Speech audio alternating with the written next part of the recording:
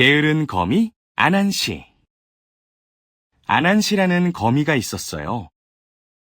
아난시는 아주 게을렀어요. 그래서 스스로 요리를 하지 않고 매일 친구네 집에 가서 맛있는 음식을 얻어먹었어요. 어느 날 아난시는 토끼네 집 앞에서 맛있는 냄새를 맡았어요. 아난시는 음식을 얻어먹을 생각에 신이 났어요. 토끼가 아난시에게 말했어요. 아직 요리가 안 끝났어. 기다리면서 설거지를 도와줄래? 아난시가 대답했어요. 미안, 나는 할 일이 있어. 나중에 다시 올게. 요리가 끝났을 때 어떻게 널 부르지? 하고 토끼가 물었어요. 아난시는 말했어요. 내가 거미줄을 칠게. 한쪽은 내 다리에 묶고 다른 한쪽은 냄비에 묶을 거야. 음식이 준비되면 줄을 당겨줘. 그럼 바로 올게. 아난시는 줄을 냄비에 묶고 토끼네 집을 떠났어요. 아난시는 원숭이들이 맛있는 콩 요리를 만들고 있는 것을 보았어요. 아난시, 이리 와.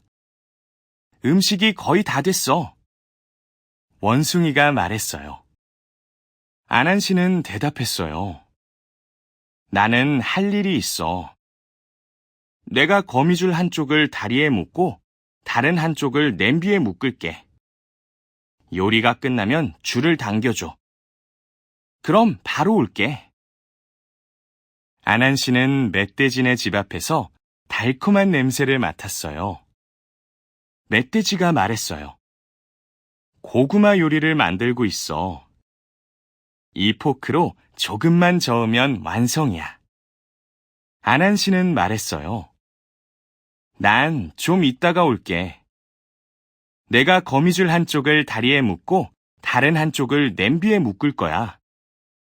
고구마 요리가 완성되면 줄을 당겨줘. 강에 도착했을 때 아난시의 다리 8개는 모두 맛있는 음식을 요리하는 냄비와 이어져 있었어요. 아난시는 첫 번째 다리에 묶인 줄이 팽팽해지는 것을 느꼈어요. 토끼네 음식이 준비되었군. 아난시는 입맛을 다시며 생각했어요.